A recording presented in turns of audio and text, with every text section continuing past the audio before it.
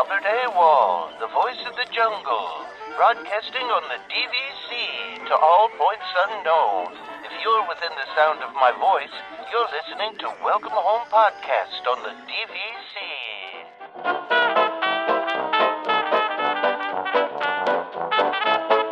Hello and welcome home. This episode of Welcome Home is brought to you by DVC Resale Market. Thank you for joining us on episode 354 of Welcome Home, a Disney Parks and Vacation Club podcast. I'm Tom. I'm here with Trevor. How's it going, Trevor? Hey, doing all right. We're low energy today, and it's for both of our own faults because I was at a concert last night, so I was up late, and you were up late for other reasons. I was up late. My brother and I have a regular gaming session, and so we were up late doing that. But that's actually not why I was up late as I was.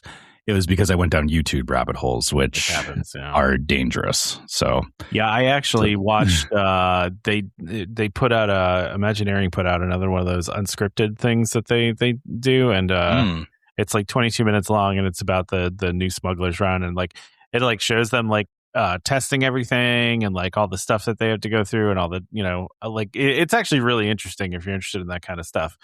Because they're like, they're trying to figure out, they're measuring like the level of, audio. There's a guy running the entire thing from a laptop in there, programming like, motion and stuff like that. It's kind of crazy. And they talk about how these testers literally will ride the ride all day long from like 8 o'clock until like the night, just literally all day long while they're testing it. And it's like, that's crazy. That's a lot. Yeah. It's funny, like on the surface to me, that's like, that sounds awesome. It does, yeah. But also it's like too much of a good thing where, I say to myself, like, yeah, I could ride the people mover all day. But do I really want to do that? If I did that, there is a threshold once you're just like, okay, this is not fun anymore. But, the interesting thing, like you said about the Imagineering story stuff, though, is that I haven't watched the most recent one either, but I do enjoy like the mindset of like trying to break it or like trying to find the stuff that's wrong with it. That's actually what I really enjoy about like Imagineering and that kind of stuff is it's like it's not just about like, oh, they built this amazing thing. It's like all the stuff like the angles that people don't think about that. And I say this as like I'm an IT admin, so it's like I've learned over the years that no matter how much you like, this term I don't know a better term for this, but it's what I would call it like idiot proofing. Yeah. Which, and I'm not like, and please don't take this, anybody listening. I'm not trying to like. I think that's pretend that I'm. Phrase. Yeah. Yeah, but I'm not trying to like put myself out there as like, oh, I'm an IT guy and I know better than all of you. But it's like you try and figure out all the angles that people will do stuff from, and you think you've got them all, and then there's always one more. Like, and I love that about Imagineering. So maybe I should throw a spoiler alert in here. If you haven't watched it, but go watch it. But if you want to, and spoiler, and it's funny. Just one brief aside. When we were talking about, I had just kind of randomly mentioned an effect at Trader Sam's in the last episode, and I think it was Katie in the Discord was like, I had to turn it off because my kids hadn't seen that effect yet, and I wanted it to surprise them. And at the time when I said it, I didn't think it was like a spoiler, but after she said that, I was like, oh, I totally get that. Like I just, when I said it, I just said it. I didn't think it was like anything, but yeah, I understand why that would be a spoiler, but yeah, it's that is a hard thing too. Like, it's not like it's a new thing either, but it's also like, this goes back to like, we've talked about like, new rides coming out, how I am about like, not like watching videos ahead of time most of the time and stuff like that it's like it is about the experience, and it is you don't want people finding out something ahead of time that it kind of robs you of the expressions on their face and all that kind of stuff. So I get that. I get her sentiment totally about skipping that part of the episode. Well, the good thing about this Imagineering video is it doesn't it reveals, they talk about the ride in like, in general, and they show a couple scenes, but you're not ruining anything by watching the video. I guess is what I'm saying. You only see little bits and pieces, and it's more about them trying to get it together and get it launched. And it was interesting because like there was a part where they were rehearsing the switch over, from the old version to the new version, just to see how long it would take them and see if everything would work. And like they did the switch over thing, and then nothing worked. Like literally the whole thing just broke, and that was just really funny. And and that's why you do those kinds of things. But I mean, because they go to test it after they switch it over, and they go and sit in one of the cabins to go try it, and then like literally they just sat there for 5 minutes, and the ride's just stuck and not moving. And it's just kind of, I mean, it's interesting. I'm sure that kind of stuff is difficult, but it takes a long time to do these things. They talked about they were working on it for a year and a half. It's a lot of time spent doing this. It's not a simple no. The hard part is when it looks so good and so easy, people really underestimate how much work goes into it. Or like, when you make anything look easy, like it's, I always equate it back to, again, what I do is it's like, I sometimes diminish my work because it's like, oh, well, I can do that in, 20 minutes. Right. Yeah. But you're ignoring the fact that it's like, hey, it took me like, hours and weeks and, like in-depth understanding of this system and what it's doing to get it to a place where I can just, do something in 20 minutes. Right. And so same thing with like, the example of flipping things over is exactly that is, it should be simple. I hate when people say that, it's like, it looks straightforward. No, it's not. No, it's never straightforward. And I thought you were referring to our show because we make this look so easy. I mean, but that also comes with experience. We've been doing this for a long time, so it's easy now. It was not easy when we started, we've learned a lot along the way. So I mean, that is very true. The beginning, it was pretty difficult. And listen, there are still things that we do now that are difficult, but we're much more in a rhythm now than we used to be. But listen, Trevor, I am going to be adding a spoiler alert sound effect that you came up with the idea for. I'm currently working on it. So I just when I heard that, like it popped into my head, and I was like, we need something, but like not like a song. It should just be like a chime. And my head always goes like, I actually have it as my, it's my ringtone whenever you message me specifically. It's whenever Messenger goes off because we talked about Messenger. Yeah. It's the Star Tours chime. So and it's just like, it's perfect. It's quick. You know what it is. Obviously, like, if we were to do something like that, we would have to, give it context so people know what it is, but you could eventually get to a point where it's like, spoiler ding. That's what I'm going to do. That's exactly what I'm doing. So it's, the Star Wars chime, and it's going to sound like the flight attendant from Star Tours. That's what I'm working on right now. But that's right. Because we're gonna do a spoiler thing. So, but that was a brilliant idea by you. As soon as you said it, I heard it in my head, and I was like, I can do that. I will get that done. I knew that. Yeah. That's also why on the Discord I do sometimes like. I will admit I'm bad for this. Becky's called me out on it before on the Discord that I sometimes like throw things out, even on like as we're talking on the show here too. I will throw things out, and I don't even necessarily care whether or not you catch it in the moment what I'm saying, but I will kind of throw it out with like, see if the dots get connected or like like I'll make a joke or whatever, and sometimes the joke misses but.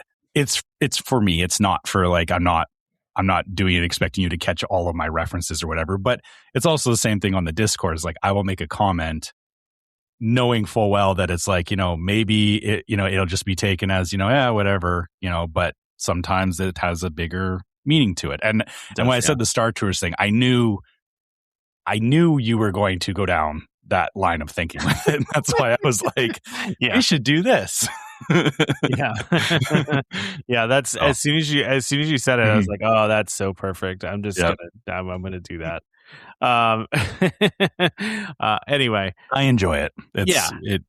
it makes the days What were we easier. talking about? Oh yeah, so but you should definitely watch that thing on Imagineering. Behind the scenes. Yes, like I said, I find it fascinating, and it's really interesting to see the way that they kind of came up with all the things that they were doing there, and how much work they really put into it. So check that out. It's unscripted on it's on Disney Plus. It's also on YouTube. So anyway, let's get into it, Trevor. Yeah, we do have a few things to talk about, specifically DVC things. Yeah, a couple. Yeah, I mean, nothing huge. Nothing earth-shattering, I don't think. But yeah.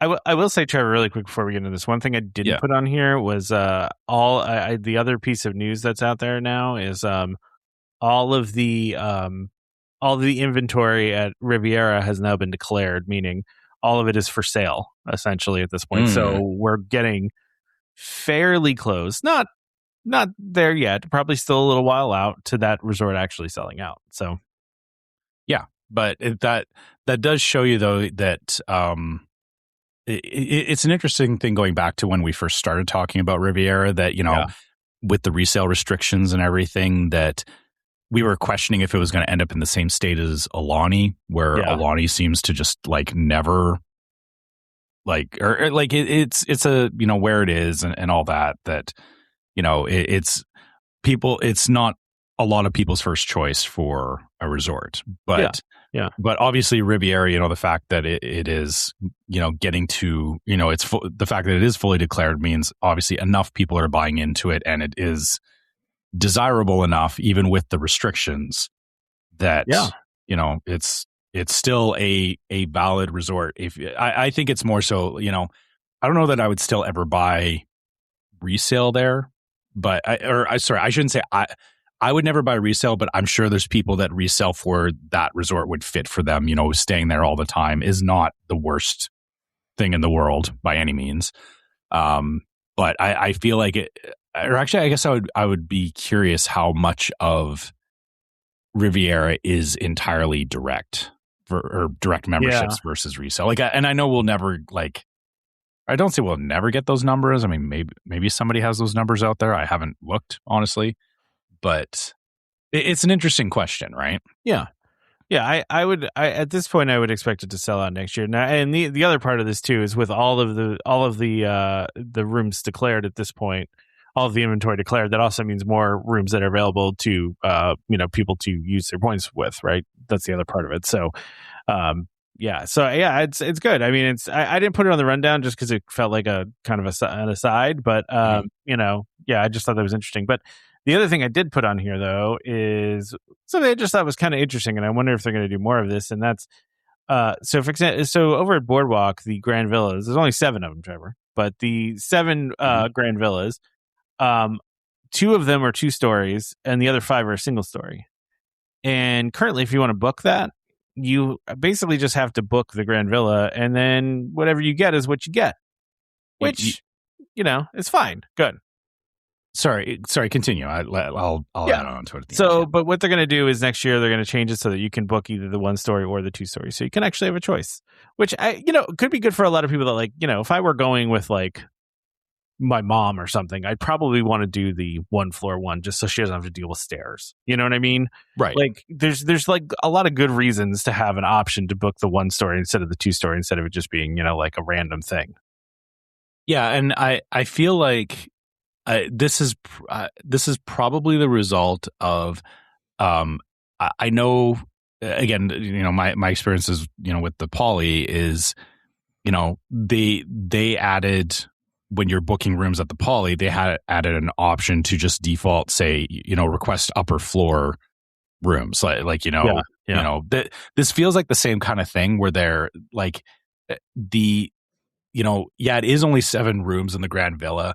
But exactly to your point, people have different requirements, and rolling the dice on, am I getting the 1 story or the 2 story version? Even though they are functionally the same room, there is that experience thing where if especially I would think of it also on the flip side, it's hey, if I really liked that that 2 story feel to it, and and I was excited to stay, and you get in and it's a 1 story one. you're disappointed, right? So I understand. Absolutely. I understand, from that point is, I'm sure they probably got people that, I used to do this all the time until they added the options to the website, is that I would book my room and then I would call in and make all the requests that I wanted to like the particular, areas that, the area of the resort that I want to be in. Obviously understand that, they have no reason to, give you everything you request, but I feel like this is the same kind of thing where anyone who was booking these grand villas, it was probably a matter of like, oh, I want the 2-story one, and it's this way it doesn't feel like you're losing the lottery, so to speak. That people can choose, or I'm sure it will affect people. If somebody's like really dead set on getting the 2-story and they go to look and they don't see the one, or it's only the 1-story available, they might change their plans to get the 2-story, which but again, that's their prerogative. And I feel like Disney is they're trying to make sure that DVC, it's not that we should be able to pick exactly what we want all the time, and we knew that going into it, but there's no reason why they can't clearly offer these things up on the website. So, well, listen, there's only 7 of them, so unless you own a BoardWalk, you're not getting one of them anyway. Hey, that's and for a single night, it's only like 2/3 of my points. Well, so there's that, so the other item, though, Trevor, on here is that DVC. So this is reportedly okay. Now DVC, they haven't said anything about this, and I don't know how official this actually is. So, but this is from DVC News, and they're pretty good about this stuff. But they're claiming that DVC has adopted a new policy of placing a hold on contracts when they're passing through ROFR. So, meaning if you're in, the process of selling your contract and, you're going through the ROFR process, they won't let you use your points anymore on there because they, basically, right, now you could technically, I guess, use those points, in that in-between time. Now, if you're reselling it, if I remember correctly, I'm pretty sure you have to agree not to use the points, but basically Disney's locking you out of it while they do ROFR, which makes sense to me, actually. I didn't even think about this until now. So, I see this the same way that when we talk about resale contracts all the time, right? Yeah. Where there's resale or when you're looking at DVC resale market, different, or you can have the same contract with the same use year, but depending on how the points are loaded, so if it has this year's points, next year's points, or points are banked or whatever, it does affect some of the pricing of it. And I can see where I wouldn't be surprised if Disney might have gotten burned on this, where probably people doing resale of contracts, they wait for the ROFR stuff to come through, and if ROFR does hit, if you're selling your contract and ROFR hits, I wouldn't be surprised if somebody's trying to eke out a bit of extra money where they go, oh, Disney just bought it back, I'm just going to rent out all my points now and basically drain the contract, so that they pocket the money from it, and then Disney's in a position where they just bought back a contract that's empty for potentially up to the next 2 years, right? So I see where Disney is probably they're looking at these things, and it was probably a matter of I feel like most people wouldn't be that devious with it, but there also does seem to be a subset of people that think on that level. And the silly thing is I wouldn't have even thought about this until I read this article, and I was like, yeah, me either. Oh yeah, I see where you could play that angle of you're selling back a contract, but you're pocketing the money. And then the funny thing about that is that it could almost turn into its own side business of buying and selling contracts, knowing you can buy and sell contracts with the hope of Disney exercising ROFR and then taking advantage of Disney in the draining the points. thing, right? So because the thing is like in a resale contract, they do have similar stipulations where they're like, this is the points on the contract. You don't suddenly, book or change or do whatever with the points because you're under agreement to that person. But the thing about ROFR is that once ROFR hits, you're no longer dealing with resale market and the other party that you're selling. It's dealing with Disney, and you don't have an immediate, or you don't have the same binding contract with Disney that you have with dealing with an entity like resale market. So suddenly it would have been fair game to say like, oh, I can just empty these points off of this account before they transfer it out of my or transfer it away from me, right? Because even when ROFR goes through, there is a delay. It doesn't like happen instantaneously. So there is still a chance that you could empty a bunch of points out of the account. So it's a very funny, interesting thing to talk about, but it's also a reminder of this is sometimes why we can't have nice things, because it's sad that people have to like stop them from doing something they shouldn't be doing. It's the same as like buying a house and or somebody's selling a house, and between when you buy it and you sell it, they rip off all the that like all the drapes are in the house. They take all the drapes, they take the faucets and the fridge, like like they just like strip everything out of the house, right? Like it feels like the same thing, right? And it's like most people would not do that, but some people would. Some people will. Yeah.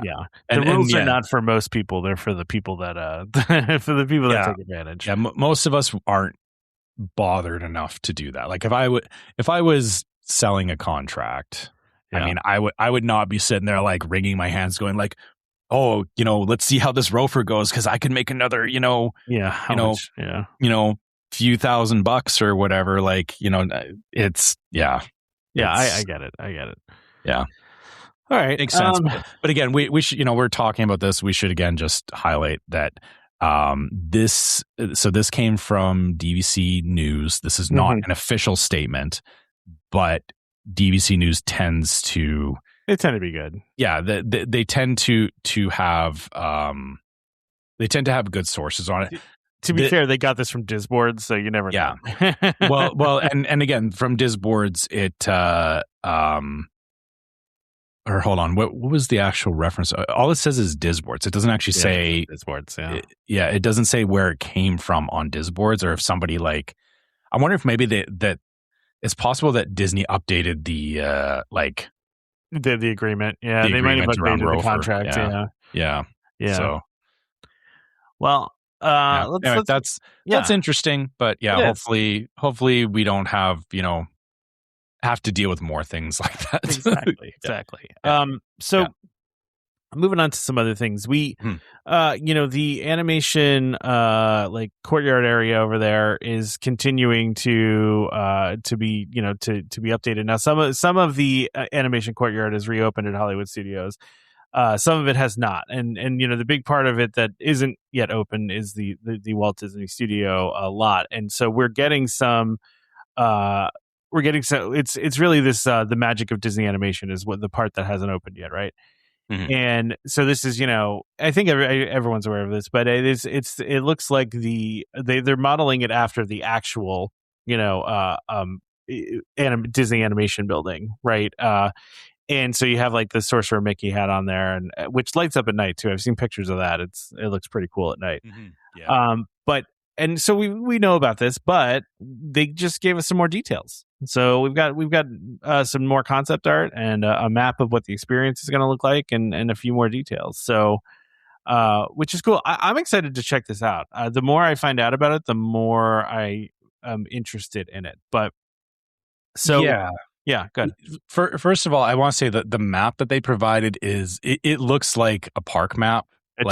Which is it's fun, but also it's funny and also might be a little bit misleading to people because because like a park map is like huge. This is a single building in a park, right? So, but I understand why they're doing it, because there's actually a lot of stuff in here. This reminds me of, and I'm people are going to get mad at me that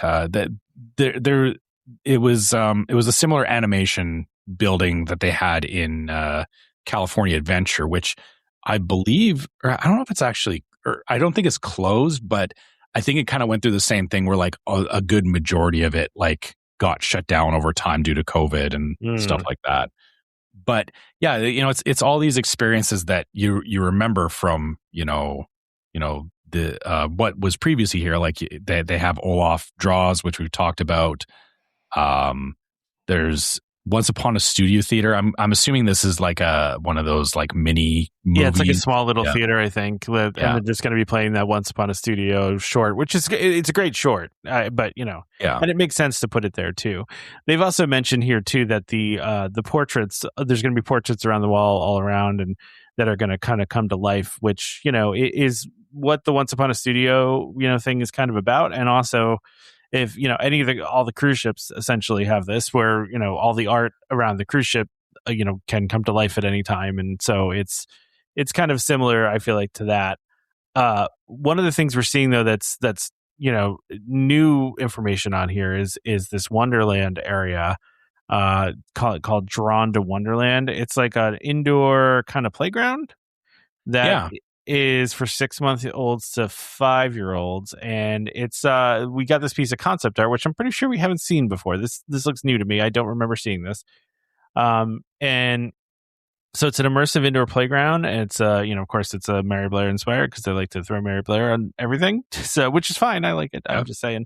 I feel like they do it a lot. But it's got like it looks like there's a slide in there. There's some like a tea party thing with like a bunch of different like I don't know, what do you call those things, like the beads on tracks? It's those things you would I always equated them with like when you're in the doctor's office. Like the beads running along a metal wire, and you just like that's that part.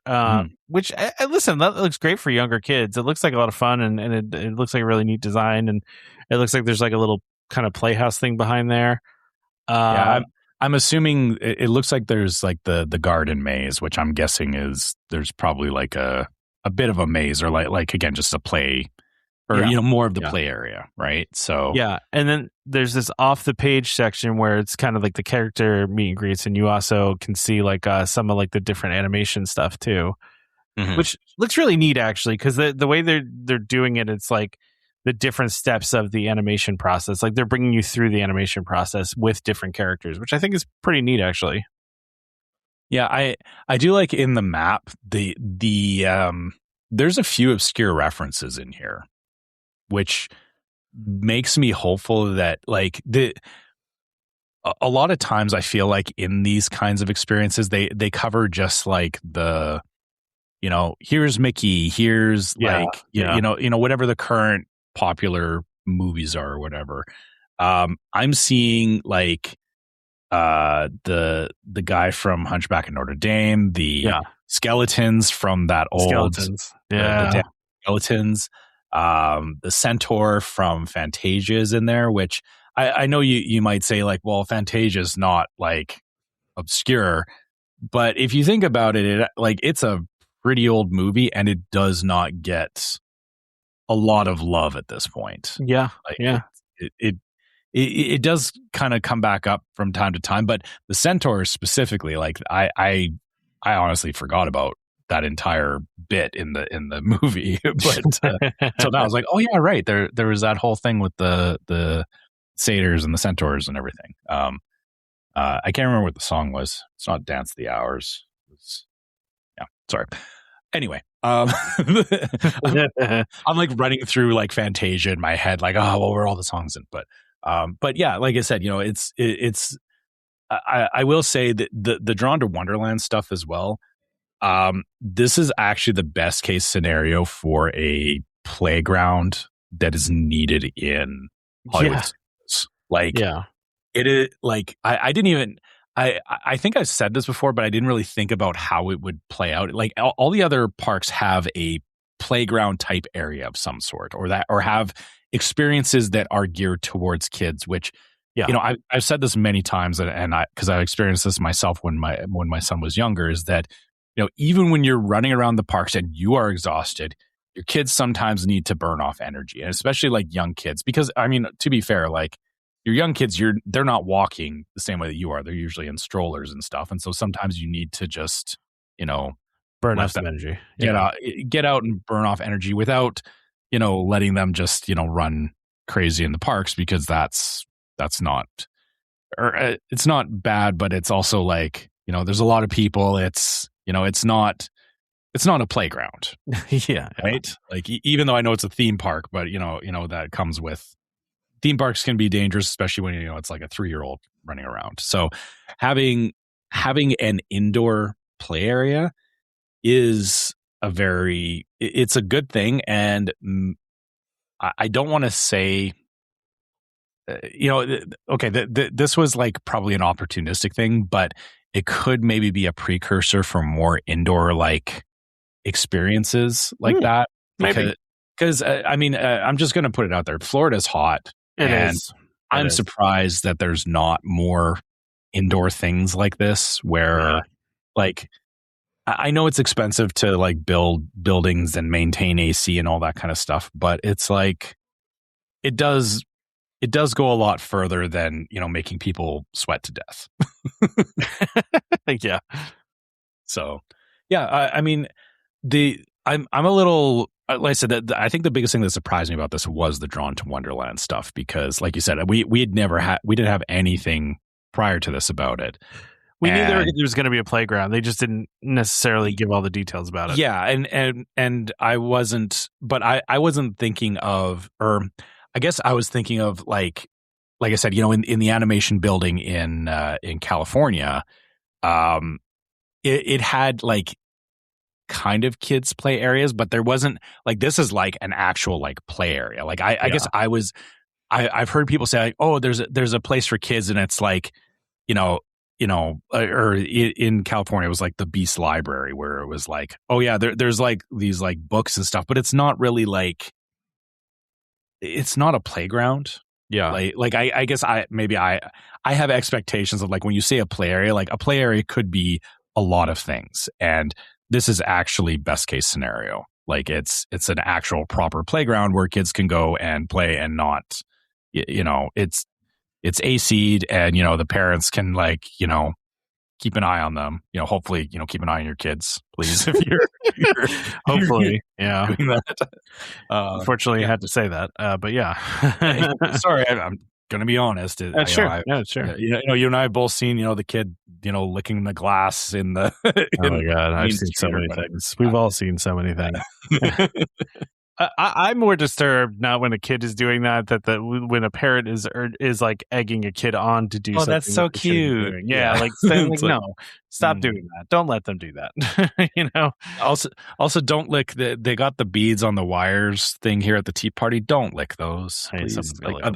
Other people are touching them. Don't lick them. Like, well, like every time we go on Winnie the Pooh, like when we get to that honey, like the honey screen, you know, you like, go to the honey, my daughter always like wants to play with it. I'm like, don't touch that. That's like literal like germ fact. Like there's so many germs on that. Yeah, it's that is the hard thing about these spaces, is that it's such a like.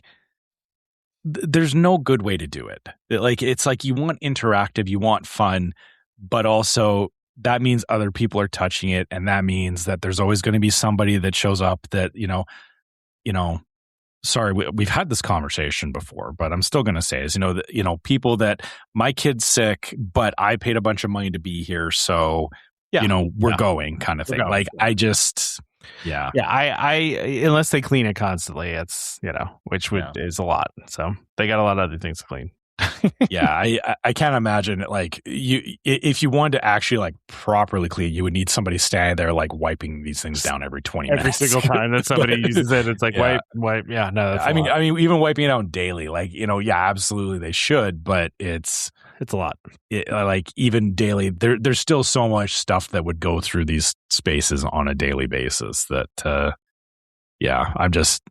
The germaphobe side of me is like horrified thinking about this, but at the same time, I'm like, like I want it to be a thing. Like it's you know, like because like I know my kid would have loved that. I know me as a kid would have loved this, but I also see where like you know. Like just don't put your mouth on it. Like I don't understand why kids have to like put their mouth on everything. Well, this area will be I think it's supposed to be opening sometime later this summer. So I actually might get to check this out when I'm there.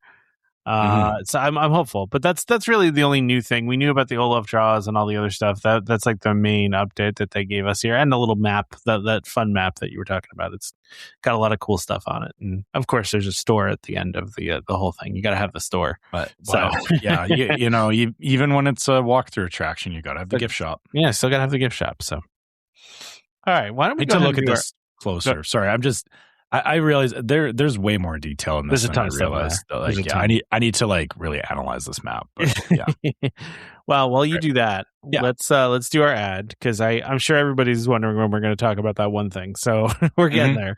I saved it for later. But we'll go ahead and do our ad, and then we'll talk about a couple other things. So. This episode is sponsored by DVC Resale Market. DVC Resale Market, a Keyholder Vacations company, is the leader in the DVC resale industry with 13 former Disney Vacation Club guides and 3 former Disney Vacation Club quality assurance managers. If you're thinking of buying DVC, browse the largest selection of DVC resale listings anywhere, with DVC experts on hand 7 days a week to answer your questions. If you're thinking of selling, turn to the friendly professionals at DVC Resale Market, where over 98% of listings sell within 30 days. In 2025, DVC Resale Market helped over 4,400 families join or add on to their memberships.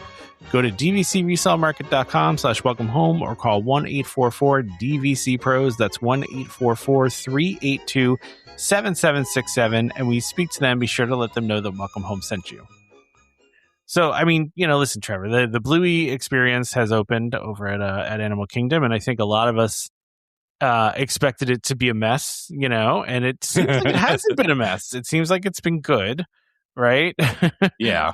I haven't seen anything on social media anyway that has blown it up. I mean, it's been busy. Like let's not pretend that it hasn't been busy. It has like everything I've seen about it. It's been very busy. But I mean, as to be expected. But yeah, like you said, it's not been that bad. It's not made social media headlines like the Disneyland one did.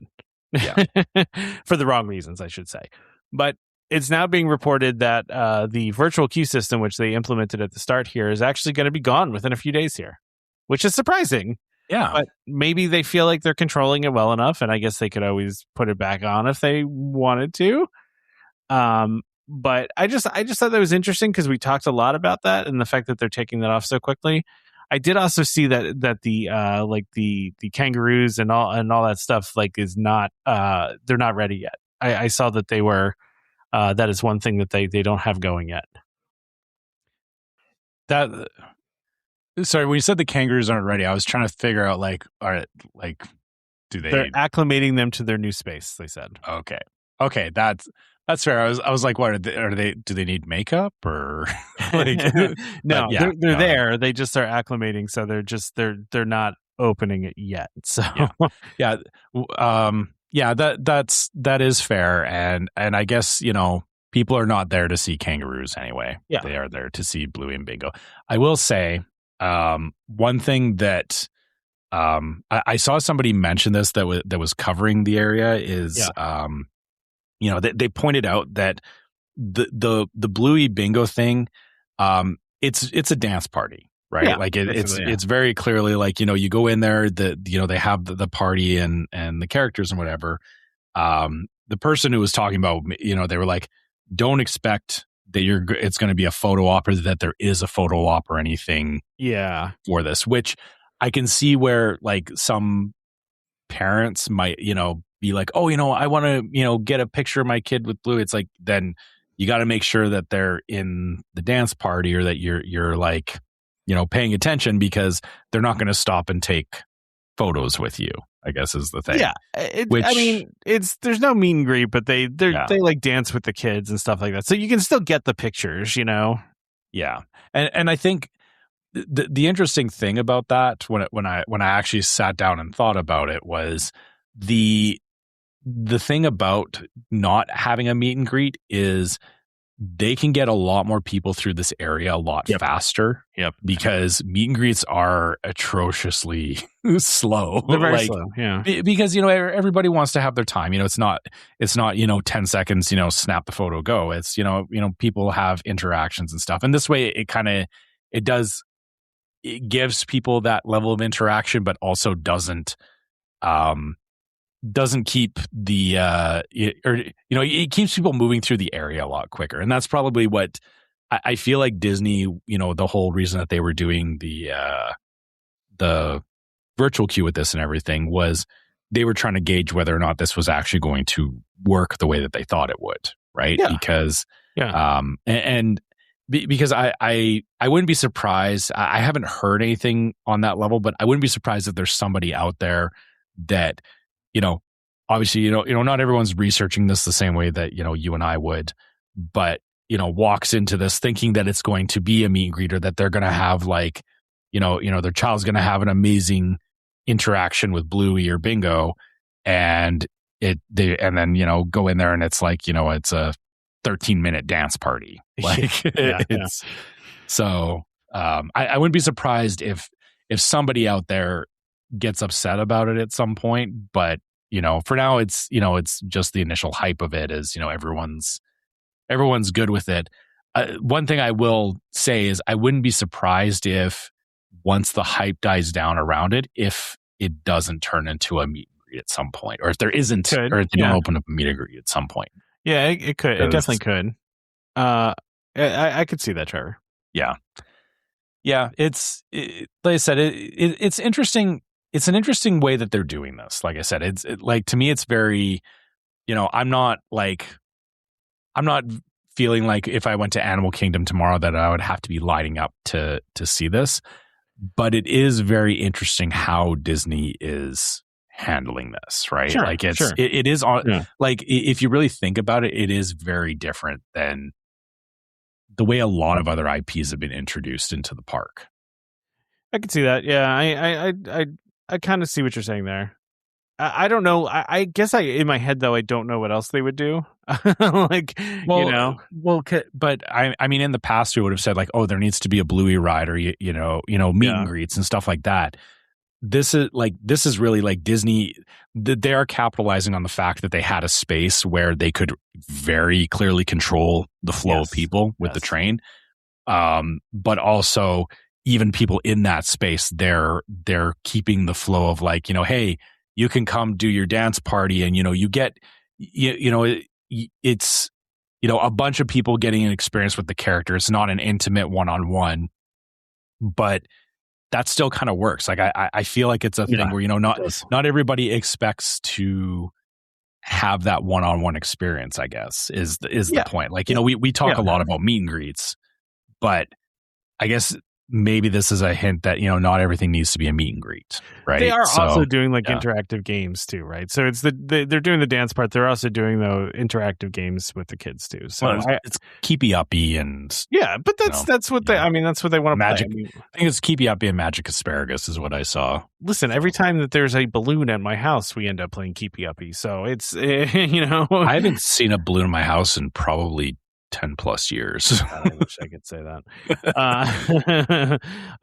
But yeah, listen, the other part of this too is the kangaroos and wallabies part, like I said, is not operational, but when it is, it's actually going to be a walkthrough experience where you walk you walk on a path essentially, and you can see the animals. And there's I've seen this kind of thing with kangaroos at our local zoo does the same thing where they have kangaroos and there's like a walking path and you walk through where the kangaroos are. You obviously can't pet them, but there's no fence in between you and them. So it is kind of cool.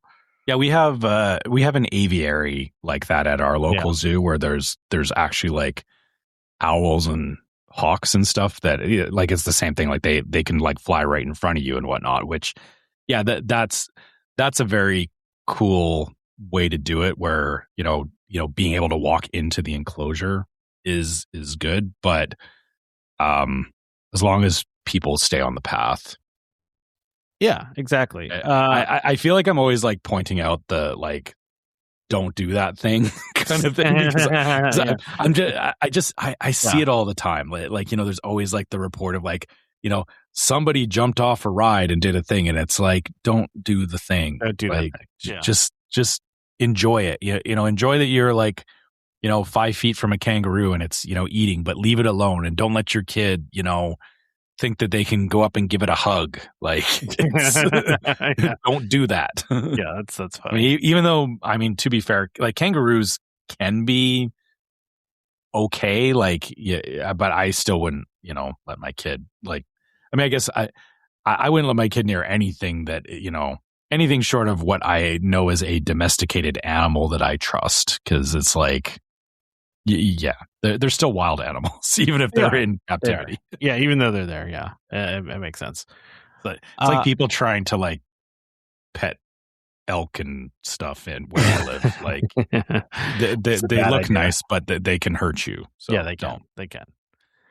I'm gonna skip ahead to the last thing, and then you're deliberately what you're deliberately making it. You're teasing that, like, the elephant in the room, and it's not Dumbo. Well, but here's the thing, right? Like, let's get this other topic out of the way. Fair. Okay. Yeah, you're right, because we are going to talk about we're going to talk about the great big topic. The great big elephant. Yeah. So we actually kind of talked about this a bunch of shows ago, where Disney had filed a patent for like a weather patent. Yeah. to alert guests. Not for controlling the weather. No, don't they go wish. there. But where they can alert guests hyper locally to weather conditions. Well, now we have an announcement of that's actually a thing now. So it's a partnership. They're doing it with the AccuWeather app, where now is called Disney Weather Check. Right. And really all it is, it's the AccuWeather app, but they're doing specific weather for where you are at, within any of the Disney, locations. Right. So like you'll be able to search directly for Walt Disney World Resort instead of just, whatever town that you are in on the resort. It's specific to the resort, and the patent was actually so that the weather, if there's like a weather issue, that it would send it to the Disney app, and then it would help you change your plans. Meaning, like, if you had like a lightning lane for a big thunder and there's a thunderstorm coming through and it's going to be closed, they could, alert you, and then you could like reschedule to something else. Right.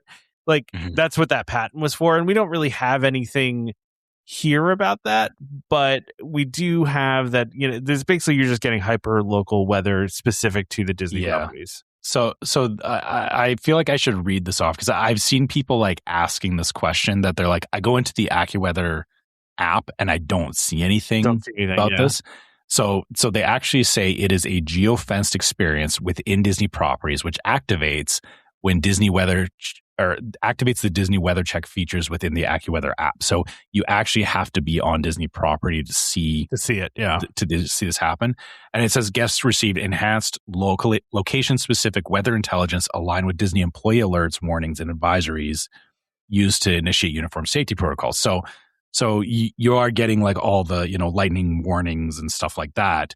And it's essentially the same information that Disney employees get, which, that's what drives like the closing of attractions and stuff, is, when they get certain weather warnings, they know like, oh, this is not safe, we need to close Big Thunder or whatever, Tom's coming today, so we're closing Big Thunder. Oh, that'd be great, actually. Stuff like that. You close it for everybody but me, though, right? Like, that's what you're trying to say. Sure, yeah. Let's go with that. All right. Okay, that sounds good to me. You actually can type in Walt Disney World Resort now into the app, but I think like the alerts and stuff don't happen until you're there. Exactly. Yeah. That's the thing, is that it's a custom tuned feature of the app that geofencing is a thing that's been around for a while, but they're very much using it that, so I feel like this is probably a matter of, since it's a third party thing, AccuWeather doesn't want people perpetually checking their app for Disney World weather status. What, you mean like checking wait times when you're, 8 hours away? Yeah, exactly. I'm sure Disney probably had to set this up with them so that AccuWeather wouldn't get their services slammed by people like going, oh, what's the weather like at Disney today? When we're on the other side of the country. I mean, like I just did right now. Exactly. Just a second ago. Yeah. Disney's fine with it because it's their own stuff, but I understand why they need to limit this stuff for third parties. Yeah, makes sense. Yeah, and also it offers that's where the attractiveness of it comes in, is that it's once you get here you get our special version of it. It's only it's not available to anyone outside of Disney World. But I will say I don't know that this actually it's a very cool thing. I would have to see it in action to see how useful it is. The thing for me is that I use a couple of different apps for rain proximity and lightning strikes. I'm wondering how, I know it's AccuWeather and they obviously, track the same information, but it's more so how quickly can you get that information to me?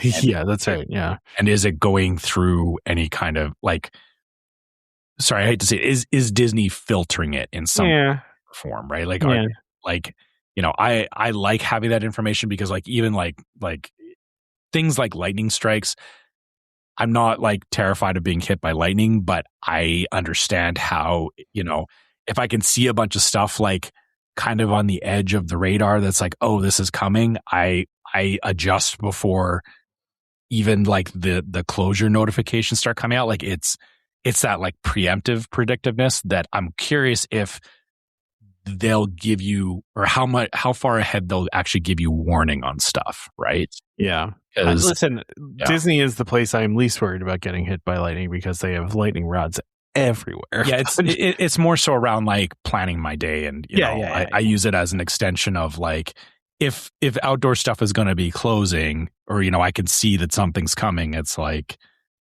can adjust before other people adjust. Yeah, exactly. Yeah. So, yeah. All right, Trevor. Let's progress to the next topic here.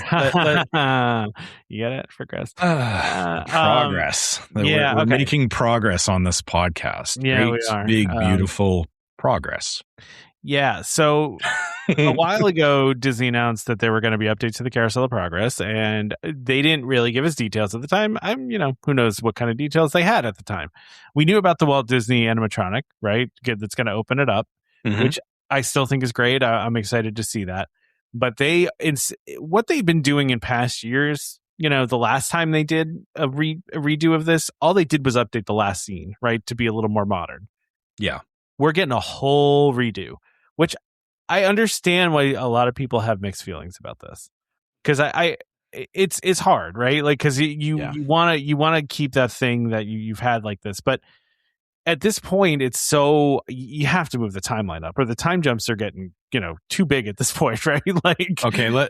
So why don't we start by talking about how the acts are changing? Because I think we're just saying things are changing. Let's actually give some context. No, I was going to get there. Yeah. Okay. All right. I was going to get there. I promise. Okay. We're going to have new decades now, right? So the first act after the Walt Disney, talking about the actual creation of this, right, is going to be the 1960s, right? So we're going from, what was it, the 20s before, or was it? I thought it was. Yeah, I think it was the 20s. Yeah, I think it was the 20s. Yeah.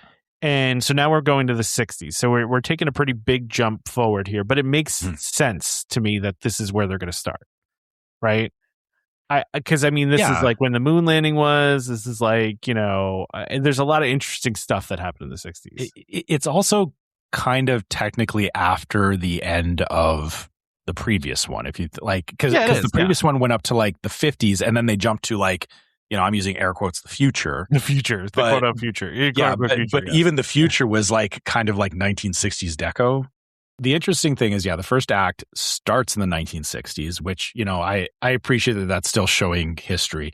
The second act offends me a little bit more. Really? Because I was alive in the 80s and you're talking about it's history. Yeah. So it is. Wait, no. Yeah, no, it is though. We pick up with the family on Halloween night, 1985, and for the first time ever, Sarah's taking center stage. So Sarah's not just going to be a side character anymore. Sarah's actually going to be in the stage, which great. And and she's going to be sharing how all the new appliances and gadgets are making life easier for the whole family. That's actually a very wild thing, and I'm very curious to see how that's going to go. Yeah. Because I grossly underestimate, like growing up in the 80s, like I got to go through, the evolution of, the internet, evolution of technology, all that kind of stuff. I took a lot of this stuff for granted growing up. Yeah. And I'm curious to see how they're going to phrase the perspective on this, because like I was very much a kid in the 80s, but having Sarah emphasize it, I think it's I feel like that's actually the best play for this, because a teenager in the 80s is the one really experiencing like how much things are changing. Yeah. If that makes sense. So yeah, I'm curious about that. And then the next one, again, further offending me is that they're going to move into the 90s. Further offending you. I'm not that old. Come on, guys. I'm still not either. I grew up in the 80s. I'm only like 21. Come on. I grew up in the 80s too. Okay, so I'm with you. I'm here. Yes, but here's the funny thing about this though is I vividly remember New Year's Eve 1999. Like that's a core memory for me. Mostly because if anybody wants to remember the whole Y2K thing, that was made it a very memorable New Year's Eve that year. So. I was just out of high school, or I was 3 years graduate, so I wasn't just out of high school, but I was like just becoming an adult and everything in 1999. Yeah, it was a wild time for sure. Like, it seems like this one is going to focus on the internet too, like the beginning of the internet. I'm sure. Yeah. I'm hopeful we're going to get some old school AOL dial-up sounds going on. Do you remember Netscape? Do I know? Well, yeah. That's Maybe we'll see a Netscape browser on a screen. I want my child to hear the like the sound that it used to make when you had to log on to the internet. That would actually be the funniest thing if they did a beat in it where it's like, let me connect to the internet, and they just play the dial-up. No, here's what I want. I'm going to tell you what I want them to do, Trevor. Yeah.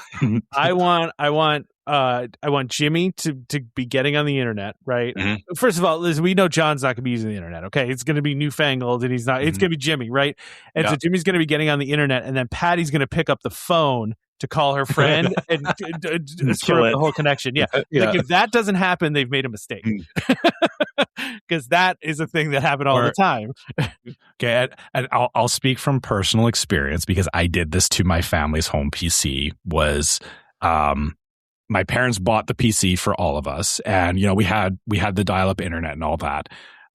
Me as a kid thought I knew better than I did, and I made some changes to the startup file called AutoExec.bat, and I broke our PC for about 3 weeks, I think it was, because I made a change so I could launch a game, but I didn't realize that it broke like loading everything else. So I know that's like a little too technical for this, but it would be funny also if like Jimmy John bought the computer, like, oh, this is for the family, and then like John's gonna be like, they Jimmy got this breaks newfangled thing called an email. What's an email? Like that's I'm in an AOL chat room. What? Yeah, chat room. AOL Instant Messenger. You remember ICQ? Maybe that one's a little too deep too. There's a lot of fun stuff they can do with the 90s. Yeah. I will be interested to see how that goes down, but. This is gonna be weird because I feel like there's gonna be a lot of like inside targeted jokes obviously at our age group, and kids are gonna be like, you know what I just realized what's gonna happen here. The same way that when Carousel of Progress opened, I'm sure that there was people that when Carousel of Progress opened, there was older people that had lived through those areas that are probably going like, oh yeah, I remember this, like, haha, that's so relatable. This is going to happen there, and we're going to be like, haha, that's so relatable. But all the younger kids are going to be like, what is that? what is this weird show we're watching? It's weird. Oh no. I'm reading between the lines here, by the way, but I'm noticing in each one of these, they're referencing scenes that already exist, making me think that the side scenes are going to stay mostly the same, that they're just going to maybe update they're going to be them. rephrased to reflect the current era versus so I guess the beats and the jokes won't change all that much. Yeah, because it like for the 80s, it says Uncle Orville is going to be in the bathroom with no privacy around here. So like he's still going to be in the tub and still yell no privacy around here. But like, I'm sure they're not going to make the air conditioning joke, right? Like that's, you know what I mean? Like that's not there. And then, but then it also says Grandpa has for the 90s one, Grandpa's already nodded off before the big countdown while Grandma sneaks the TV over to wrestling when no one's looking. That's a scene that kind of already exists, right? Except it's boxing, right? So they're just going to kind of update those side scenes, it seems like, right? Yeah, still like, but again, I guess the actions in the scene are, that's one thing. But like we said, there's lots of room for them to add to it. Like, and I see where they do need to keep some of that, like keeping the original show intact in some way needs to be there, because if they change it entirely, I don't know. I don't. Okay, yeah, I'm having really mixed feelings about this. Like, I'm like, just the choices or the fact that they're updating it at all. Well, because part of me is like, if they're redoing all this, that's the opportunity to like, you don't need to have the little side or like you can change the side scenes. Like, it doesn't have to be Uncle Orville. It doesn't have to be. If you get rid of Uncle Orville, people are gonna be mad. Well, but okay, you can't get rid of Uncle Orville saying no privacy around here. Like, come on, I will politely disagree with you on that. I actually think it'd be funnier if they had Uncle Orville like in modern times and like somebody he should like be the one trying to connect to the internet. Somebody FaceTimes him and he's like, no privacy at all. He should be the one trying to connect to the dial-up internet. Like, it shouldn't be him in the bathtub. It should be him like, I'm trying to, I'm trying to get to an AOL chat room. Don't pick up the phone. Oh my God. Don't forget. Yeah, I just want them to be on the internet and for someone to pick up the phone and just hear all the sound and then someone yell at the other person like, hang up the phone. I'm trying to talk to my friends. Yeah, exactly. Yeah. Exactly. So now that we've, just gone really off the rails. We've just kind of like, or we've set ourselves up for disappointment is what we've just I'm excited for this. I'm excited. Because we have a vision now of how we think it should be, and it's not going to be what we think it should be. Which, I mean, let's be real. We have no idea how this is all going to play out in the end. I really hope that whoever they like assign this to, like, like if they assign different teams to the different acts, they need a bunch of 40-year-olds working on the 80s and 90s, right? Like, you can't give that to like some 20-somethings, okay? You need to have the 40-year-olds and the 50-year-olds working on the 80s and 90s because they're the ones that actually know what's going on. I've watched enough YouTube videos of teenagers trying to use rotary phones. Yeah. Don't you dare tell me that a teenager can tell you how the 80s work. Keep the 20-somethings out of the 80s and 90s. Yeah. So Act 4 is always going to be the trickiest one for them, right? Because they're trying to predict the future before we get to the future. And so, it's hard because it can outdate itself very quickly as the current version has gotten kind of out of date.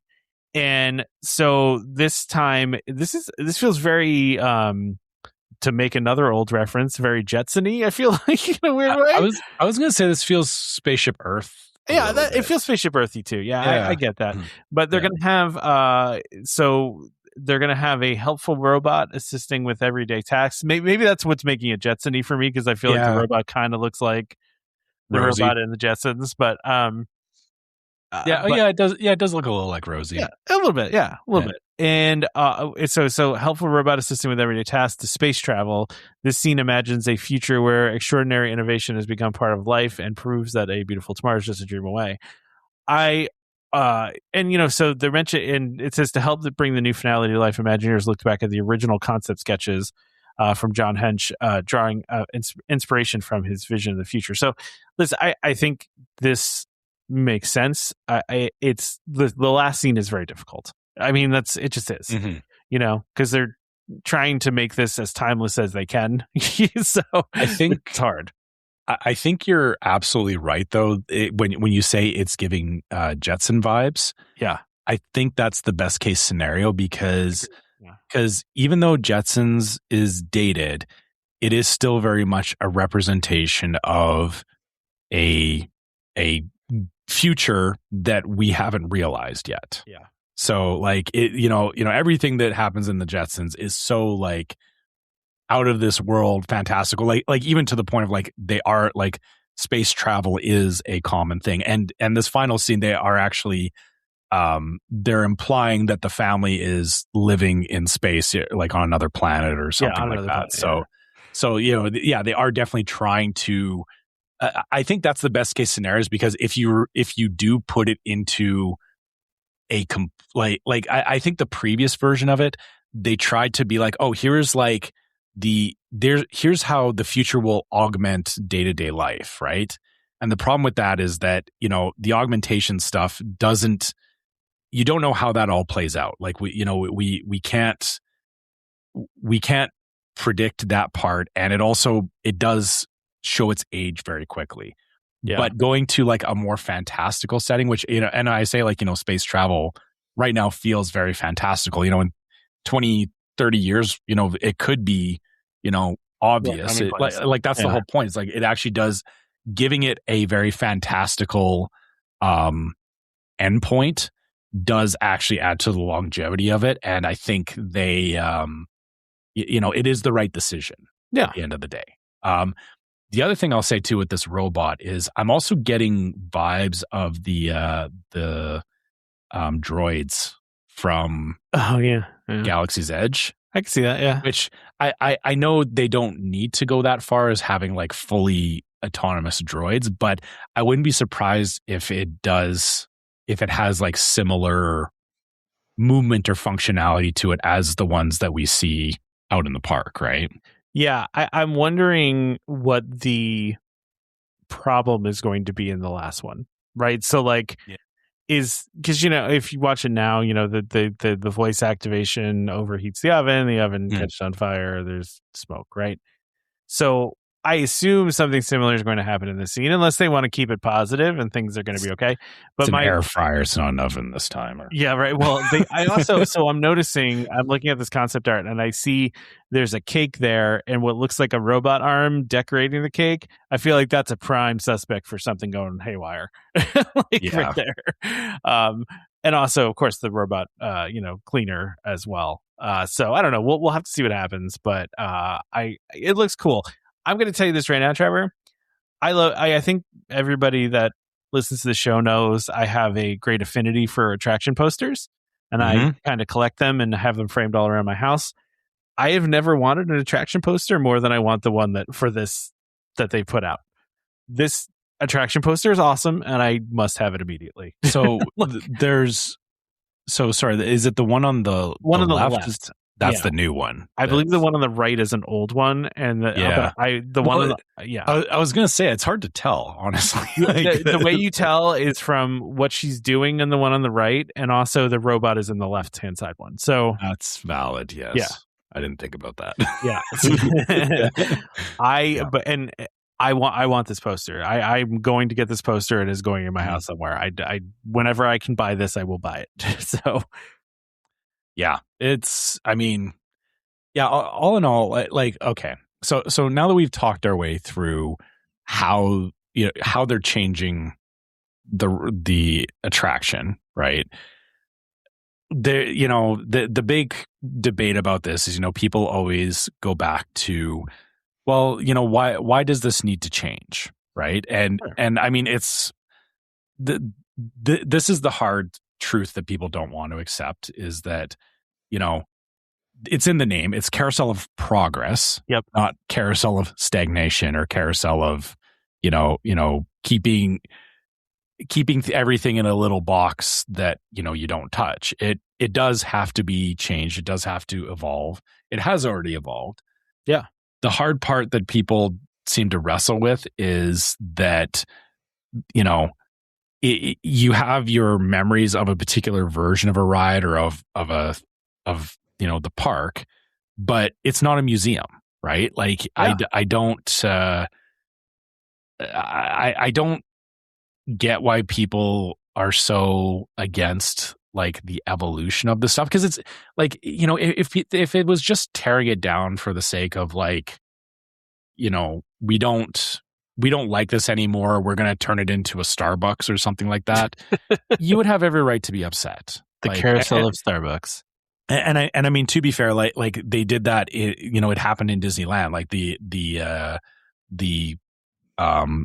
show there, it changed. You know, it was America Sings, and then it was Star Wars Launch Bay. So it was where they had the launch bay, and I don't even, or actually, yeah, that's a DVC, or the upper floor is a DVC lounge and stuff. So it's like, you know, but you know, I get why that needs to change. For this one, it's like, you know, you can be mad that they're changing the version that you grew up with, but the fact that they're putting the love into this to update it and to keep it relevant and to keep it moving forward says far more about how much they actually care about it than them keeping it in the state that you want to see it in because it lives in a place of nostalgia for you. Yeah, and to your point, Trevor, I always go to what the man himself said, right? Around here, we don't look backwards for very long. We keep moving forward, opening new doors, doing new things. Like that's Walt Disney himself said that, and that's what that's what they do. Yeah. So, and the reality is that the whole thing about, well, this was the last thing that Walt Disney touched. If Walt Disney was still doing this, he absolutely would have wanted to change this. Probably would have changed it a lot sooner, honestly. Yeah, you're right. Actually, he would have because he would have wanted to be showcasing, new stuff coming up. What like the newest technologies were. Yeah, like it's such a weird. We talk about this all the time, where people get stuck in like a particular version of the park, which. And this isn't to say that I agree with, everything changing. And, I, as I get older, I do struggle as well with the fact that, I have core memories of things in the parks that don't exist anymore. Sure. And, I have to wrestle with that. It's not I guess you can get stuck in the nostalgia of it, or you can appreciate the nostalgia of it and then also look forward to, seeing something new, learning about something new. And also like it does make for new memories, right? Yeah.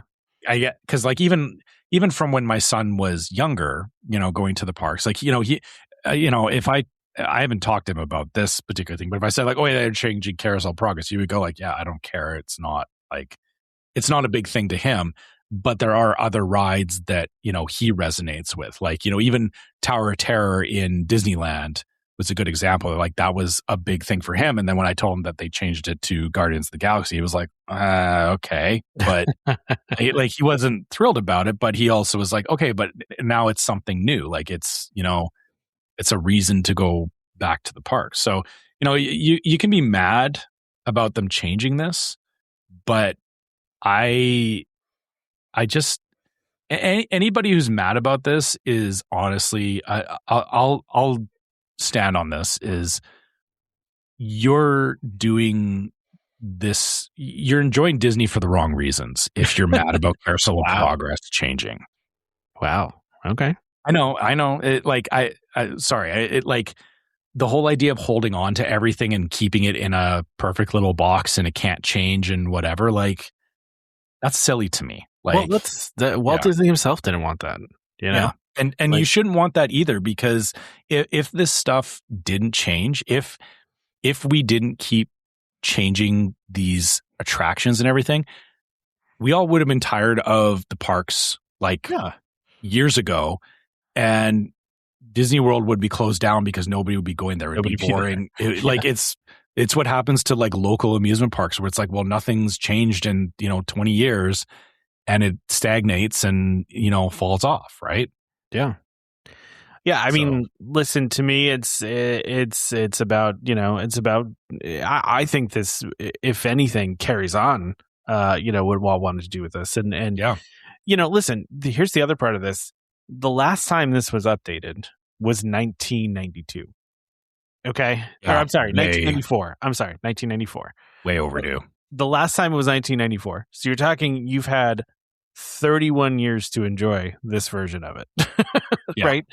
I mean, it's time for something new, you know? And that's the thing about it though is too, it's not completely changing, right? We're still going to have the song. We're still going to have Great Big Beautiful Tomorrow. Like that's not going away. Some of the beats are still there. Yeah, like the story beats are still there. They're just being revised for. You know that they're gonna make tons of references to the original. Like, you know, that's what they're gonna do. I just think this is, you know, I think this is great. I love to see the older things getting love like this, and I really want to see some other things like, you know, Spaceship Earth and you know, Journey into Imagination. Like those are things that need that next. You know, those things that have been. I mean, because we haven't had an update for on Spaceship Earth in a long time either. It hasn't been 30, you know, 31, 32 years, but it's been a while. Last time it was updated was 2013, right? Yeah, was it 2013? I feel like it was 2013. I thought it was further back than that. Yeah, you might be right. I'll have to go look now, but yeah, but yeah, I mean, we're still gonna have the songs. You know, we're still going to have all that. By the way, for everybody that's wondering, you have until July 6th to enjoy this version of it. And then starting on July 5th, I guess, because starting on July 6th, it will be closed. And they're expecting to reopen it in 2027. So I will say my only disappointment, Trevor, is that I won't get to see this version again. Now, listen, I've seen it a bunch of times. I'm sad it's going to be closed when I'm there. My daughter actually really loves it. So it's kind of a bummer that I'm not going to get to, you know, kind of have that goodbye ride on it, but it's okay. I'm excited for the new version. I think my daughter will like it just as much. 2007, by the way, Trevor. 2007 was the last update. Yeah, I just found it as well. Yeah, 2000. Yeah, so it's been almost 20 years now. I mean, it's been a long time. Judi Dench has been narrating for a long time on Spaceship Earth. Yes, she has. Yeah, and I think it's. I mean, listen, they were gonna do the Spaceship Earth total refurb, and then COVID happened, and it got canceled. And I'm just asking, bring it back. Let's do it. Let's make it happen. You know, because it needs it. It does need it. So, but back to your point about Carousel of Progress is now you get to look forward to a Carousel of Progress. That's right. You know, in the future, which is the whole point of the Carousel of Progress. That's right. That's right. Listen, I want this ride to not be the ride that people go and take a nap on. I want it to be the ride that people go on and appreciate. Okay, you know what? No. Okay. All right. Sorry, I'm going to disagree with you here. Is, you know, people are well within their right to nap on the ride. No, because it is a cool AC building and all that. That is their choice. It doesn't hurt you from enjoying it. It does. It makes me mad on behalf of what needs to not happen is when you and I were there and there was a kid running back and forth. Oh my gosh. In the ride, which like that should stop happening. Like, you know, I've also had the person loudly talking on their cell phone in the middle of the show, and it's like, really? Yeah. Come on. Like, so anyway. Yeah. But all right, I get what you're saying. Yes, people should just enjoy the show. But, you know, sometimes you need a little nap. I mean, you know, hey, I think after the show, you and I are going to need a nap because we were up late last night. So yeah, it's true. Yeah. Both for unrelated reasons. We just both happened to have really late nights last night. Yes, we did. All right. Well, let's wrap this up. Yeah. Okay. There's a great big beautiful afternoon that we want to enjoy. Yeah, a great big beautiful maybe afternoon nap. We will see. There you go. Yeah. I know, man. Talking about Carousel of Progress is making me feel really old right now. I know, but I love Carousel of Progress so much. Yeah. Like I said, just looking at them like, oh yeah, they're updating history, and it's like, but wait, that's like my childhood that they're talking about. So it's it's gonna take me a minute to get over that. And we'll come back around it. But you know, I guess in the meantime, for you know, anybody listening to the show, if you want to share your thoughts on Carousel of Progress or you know your own trip reports, anything like that, you can always reach out to us at our email address, which is welcomehomepodcast@gmail.com, or you can check out our website, welcomehomepodcast.co. You know, you can contact us through there. There's also there's a link to the store from there as well, which you know, here let's do this out of order just for fun today because I can. So, you can go to the store and you can check out our different merch there. If you want to go directly to the store instead of through the website, store.welcomehomepodcast.co. If you see anything there that you see anything you like, please, grab it. If there's something that you wish you could see in the store, drop us an email and we can look at adding stuff to the store. So, let us know. You can also you can find us on social media. It's outside of the website and everything. We are on social media. You can find us on Instagram as Welcome Home Pics. You can find us on YouTube as Welcome Home Podcast. You can find us on Facebook as Welcome Home Podcast. And you can also check out our group on Facebook, Welcome Home Disney Waitlist, where, it's just more conversation about things from the show, people talking about things like Carousel of Progress, also sharing trip reports, outside of us talking about news. We also, we love hearing what people are doing for their Disney trips and DVC stuff. So, please, come let us know what, if you're planning a trip or if you got questions. We got lots of experts that, Tom and I are not experts on any of this stuff. So if you want to get a bunch of different people to, enjoy planning Disney trips with, come check out our group. And last but not least, if you want to help support the show, you can go to patreon.com/welcomehomepod and you can check out our different levels of Patreon support, which have exclusive Patreon merch that has a logo that we only offer there. And our Patreon listeners get access to the Discord server, which, as we talked about, is yet another place that we have conversations about things that we're doing on the show. There's sometimes hints at little upcoming things. There was a hint on the Discord, which Tom just had to, drop a hint, and we'll just leave it there because we don't even know it's happening. We really don't know if it's happening, but if it does happen, it will be epic. But Tom's excited about it, and I'm excited about it. I couldn't keep it to myself anymore. I knew you couldn't. I know you couldn't. It was bothering me, and I still haven't actually said what it was. I kind of know you haven't, if you paid attention. No, I mean, because I know, I'm like, oh yeah, I know what Tom's alluding to, but yeah. But that's because I know, but you don't know. So if you don't know, you don't know. I really hope it happens because me too. Yeah, me too. Absolutely. I'm just not getting that excited about it until it does. So I talked with my brother about it last night while we were gaming, and I was expressing my excitement to him, and he didn't fully understand it because he was like, oh, is this like a big thing? And I was like, well, yeah, it is for people who know. It is for us. Like for people who are into Disney stuff, it's a big thing. So, yeah. Anybody that's into Disney you don't even need to go that deep into Disney park stuff to know who this person is. So anyway, we'll continue. Well, this thing. Yes. You didn't say it was a person. But. Person, thing, whatever. You're ruining it. I'm not ruining anything. But anyway, yeah. So, outside of all that, if you like what we're doing on the show, also, check us out on iTunes or Spotify. Leave us a 5-star review. Write us a review on iTunes. Let us know what you think about the show as well. And I think that's... Did I cover everything? I did cover it. This is why I don't do it out of order because I know it screws you all up. It does. So, but the other thing is you should not not forget to subscribe to the podcast, right? So actually remember, that's the good way to say that. To subscribe to the podcast so you can be reminded every time we release a new episode. You can find us on Apple Podcasts, Amazon Music, TuneIn, Spotify, YouTube Music, and just about any other podcast app that is out there. You can listen to us. Huge thank you to our sponsor, DVC Resale Market, for sponsoring this episode and being good friends and partners. We're going to get them on sometime again soon here too. We were going to have all the old crew back on all at once, Trevor. I still got to coordinate that. So we're going to the old DVC Resale Market crew. Yeah, a lot of the guests. One of the guesses, which I think was from Becky, was that our big reveal was that we were going to have Derek on the show. That's not what it is, but it is big. That would be nice. But anyway. Yeah. We still want Derek on the show, so that's still we're going to try and make that happen. We're still going to make it happen. Join us next time for more Disney Parks discussion, of course, more DVC talk. We hope to see you all real soon.